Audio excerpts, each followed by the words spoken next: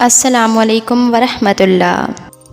تو آج ہم بات کریں گے کہ ایک طرف ہمارا نفس ہے تو دوسری طرف ہمارا خدا ہے، تو ہمیں نفس کو چھوڑنا ہے، ہرانا ہے اور اپنے خدا کو چننا ہے۔ تو آج ہم نفس کے ٹاپک پر بات کریں گے کہ ہمیں اسے کیسے پیچھا چھڑانا ہے، اور یہ کتنا خطرناک ہے، کتنا بڑا دشمن ہے ہمارا، شیطان کا بھائی ہے یہ۔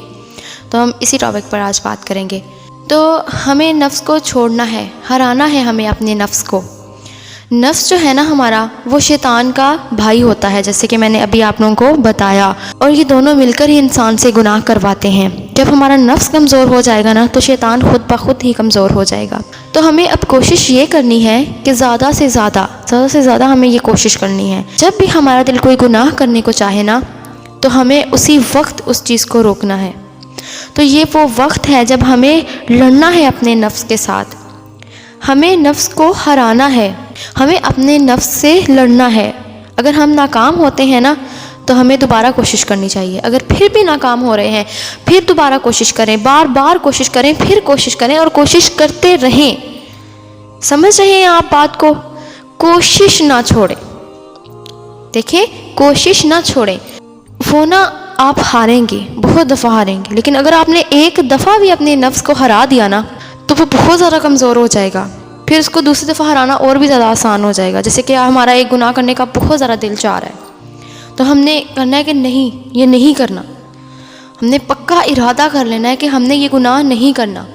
تو اگر وہ ٹائم گزر جاتا ہے، ہم اس گناہ سے بچ جاتے ہیں، تو آپ لوگ سمجھ جائیں کہ ہم نے اپنے نفس کو ہرا دیا اور خوش ہو جائیں، کیونکہ ایک دفعہ بھی ہم نے اپنے نفس کو ہرا دیا تو وہ کمزور ہو جاتا ہے۔ تو شیطان ہے نا اس انسان سے دور بھاگنے لگتا ہے، گھبرانے لگتا ہے، ڈرنے لگتا ہے۔ جب ہم اعوذ باللہ پڑھتے ہیں نا تو وہ ڈرنے لگتا ہے، گھبرانے لگتا ہے، کیونکہ وہ جلتا ہے، پھر ہماری کوشش ناکام نہیں ہوتی۔ میں آپ کو پہلے والی بات دوبارہ بتا رہی ہوں کہ جب ہم اپنی کوشش کر رہے ہوتے ہیں نا، بار بار کوشش کرتے ہیں، تو پھر وہ ایک دفعہ اس کو ہرا دیا جاتا ہے، وہ کمزور ہو جاتا ہے نا، تو پھر ہماری اگلی جو کوشش ہوتی ہے نا وہ ناکام نہیں ہوگی ہماری۔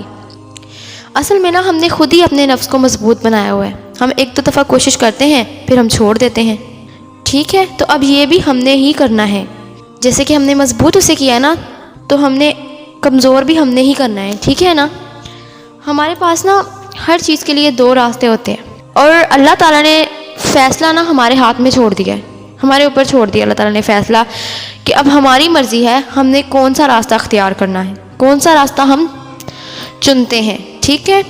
کسی نے کیا خوب لکھا ہے، ایک انتہائی خوبصورت غزل ہے، میں اس کے کچھ بول آپ کو سنا رہی ہوں، تو اس پہ ذرا فوکس کیجیے گا، غور فرمائیے گا، اگر آپ سمجھے تو بہت کام کے ہیں یہ چند الفاظ، تو ذرا غور فرمائیے گا۔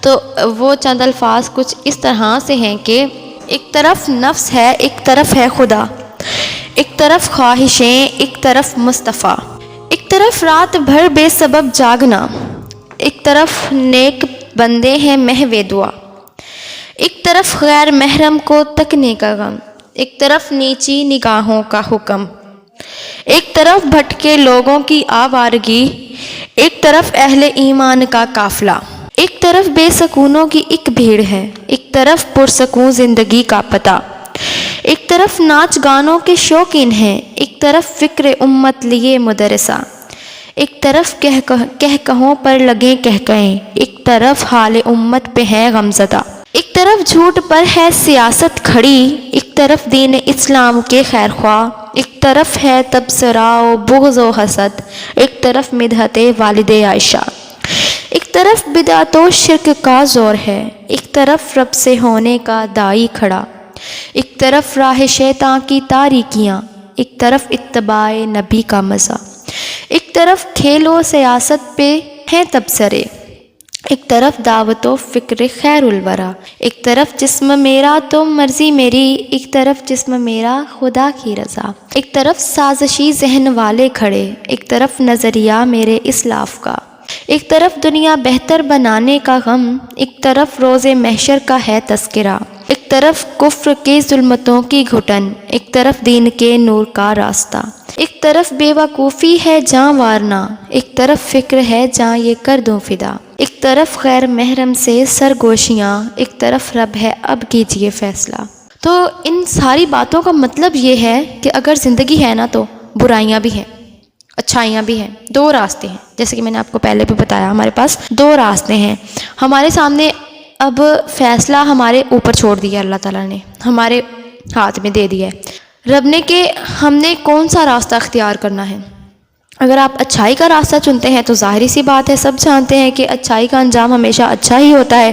اور ہاں، اگر ہم برائی کا راستہ چنتے ہیں، اپنے نفس کو دوست رکھنے ہیں، تو آپ کا انجام بھی برا ہی ہوگا۔ میری یہ بات یاد رکھیے گا، یہ بات سچ ہے بالکل، کہ بے شک دنیا فانی ہے، یعنی ختم ہو جانے والی، تو ہمارے پاس وقت بہت کم ہے۔